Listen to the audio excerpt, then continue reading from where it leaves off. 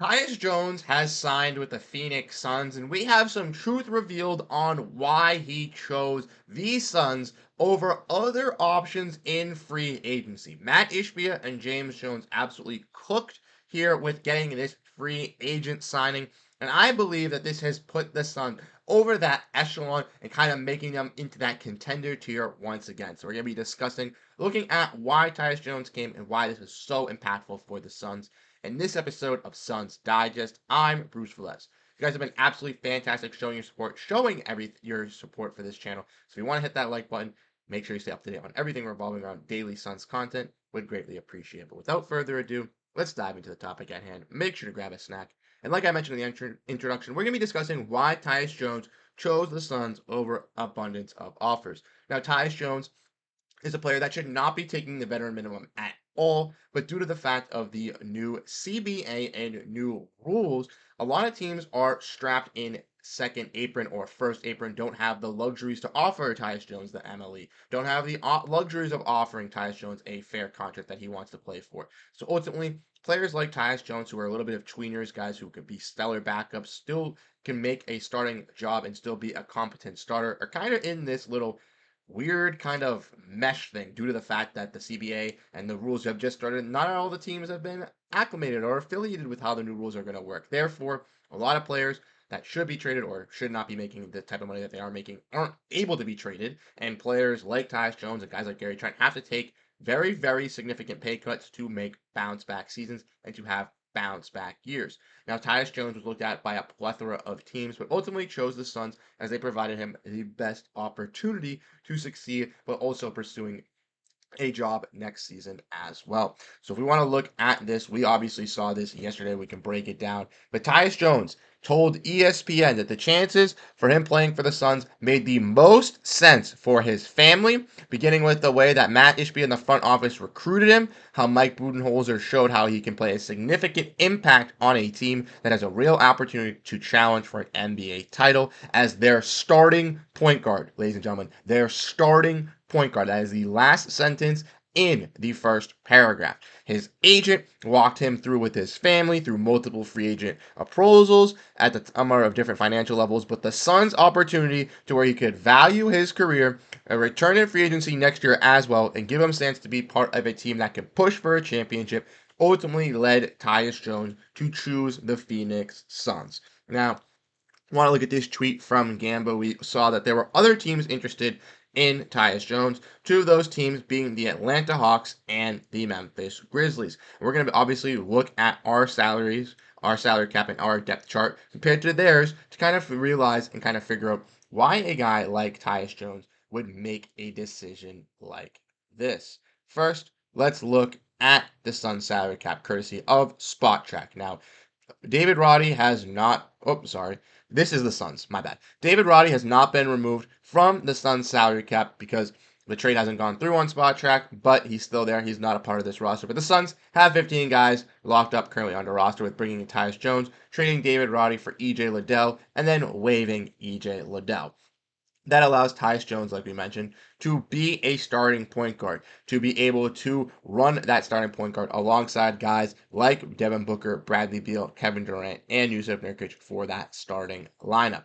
Now, when looking at other teams that he possibly could have went to, like we mentioned, Atlanta, they are a little bit tricky in their guard situation. If we look at their team, Trae Young is obviously their starting point guard. He would be, commanding there, playing starting minutes. Dyson Daniels is a young guard that they have in the DeJounte Murray deal that they acquired, who's a good defensive guard. And they also have Bojan Bogdanovic, a rookie that they drafted last year, in Kobe Buffkin. Therefore, the Atlanta Hawks kind of already have their guard rotation seemingly in play.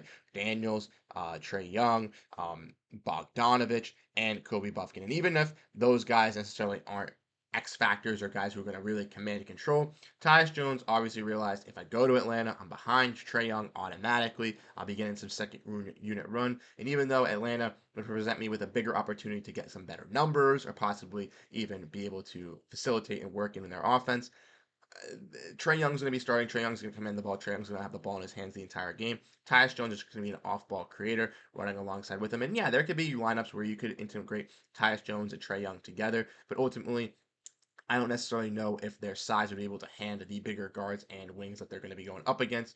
And I still believe that the Hawks are going to be a lower tier team than the Phoenix Suns this year in the standings. Therefore, I see a guy like Tyus Jones kind of veering away from that situation. Maybe if he wanted to be a backup guard, maybe if he wanted to get his most run. But ultimately, I think with the Suns being a starting point guard, getting that opportunity presents you more opportunities to better yourself. Next, let's look at the Memphis Grizzlies, the team that let go of him to Washington in that deal. Now, obviously, he loved playing in Memphis. He was a guy who was a good quality backup there for Ja Morant. And when Ja Morant had some injuries, he would step up, be that starting point guard, and seemingly looked like he could be a starting point guard. That's where we kind of got the glimpses of how a guy like Tyus Jones could come back, could bounce back for this team. Now, similarly, like the Atlanta Hawks, the Grizzlies have a weird combination of guards. They have guys like Ja Morant, who's just bouncing back from injury, Desmond Baines, who's a good scorer, Marcus Smart, and other additional point guards as well under their roster. Now, the Memphis Grizzlies are, they just made a trade trading Zaire Williams, so they do have an open roster spot. So maybe looking for a reunion with Tyus Jones was what they wanted. Even with Ja Morant still coming back from this injury, we don't know if he's going to be fully 100% by the start of the season. So maybe they said, hey, Tyus, you used to play here in Memphis. You used to be solid as a backup point guard. Come be our backup right now. If Ja gets hurt, if we have some injuries with Ja, you can be our starter, and then we'll kind of work with that and we can find you a new home next season. Ultimately, Tyus, I think, kind of strays away from that situation due to the fact that he knows that Ja Morant is going to be that starting point guard, and he already knows the type of role he's going to be playing for Memphis because he seemingly played for it basically 2 seasons ago when he was on the Memphis Grizzlies before being traded to Washington. Also, going back to a team that did trade you must be a little bit of, a slap on the back, a little bit of a stinging move for a player personally saying, you traded me, you got rid of me last season, and now you want me back, and I'm seemingly just going to go to your team and just go play with you just because there's no other options. I don't know. I think it's kind of a slap across the face, a little bit of a disrespectful move. If I'm a guy like Tyus Jones, you moved on from me. You said that we don't think that you can be a part of our future. We think that you could help out some other teams doing some better things, so we're going to move on for you. They traded you to Washington, one of these slums, one of the bottom feeders of the Eastern Conference, and he can be a guy that can be a solid contributor on a winning team. Let's look at Tyus Jones' stats, kind of see that 12 points, 7.3 assists on 1.1 steal per game, 49% shooting from the field, 41% shooting from three at 6'1, 28 years old, 48% from the corner three. He's a creator, he's a scorer, he's a guy who has one of the best assist to turnover ratios in NBA history, ladies and gentlemen. This guy is going to take over, be a monumental piece for the Suns. And like I mentioned, he gets that automatic starting role, which in Atlanta and Memphis he would not get because he would be behind Trae Young, behind Ja Morant, and have to wait for an injury for one of those guys to kind of blossom. Being in Phoenix, he's going to be in that starting rotation. Necessarily, we don't know what the starting lineup's going to look like right now. Could be a three-guard lineup. We could have Grayson Allen in there for the three-point shooting. We could have Royce O'Neal in there for the length and the defense. I think the Suns are going to seemingly run a bunch of different lineups, an abundance of lineups depending on their matchups.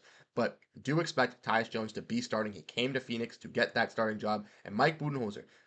Let this be known. Mike Budenholzer wanted Tyus Jones. He picked him out. He said, "This is the type of point guard I want." So I will not be shocked. I will be shocked if Tyus Jones is not a major focal point of this offense, getting this team set up, getting guys like Durant, getting guys like Booker, getting guys like Beal, their open shots, their open opportunities, and making the seemingly flow of the offense so much smoother for those guys to just be able to score, just play in transition, that Tyus Jones can really commend this offense and really be that, leader for this Sun squad. And I'm buying into it. Let me know what you guys think down below in the comment section. Let me know how you guys feeling about this signing. I'm absolutely ecstatic about it. Tyus Jones was a guy that CJ and I were saying would be a home run swing, the best overall pick that you could get if you were the Phoenix Suns. We ultimately didn't think that they'd be able to nab him due to the fact that he'd want around the mid level, 10 to 15, $20 million. But man, oh man, getting him on a veteran contract is a steal. And Tyus Jones, even though he might not have a foreseeable future with the Suns here, at least we can see how this team works with Tyus Jones being a point guard, having that backbone, and looking to show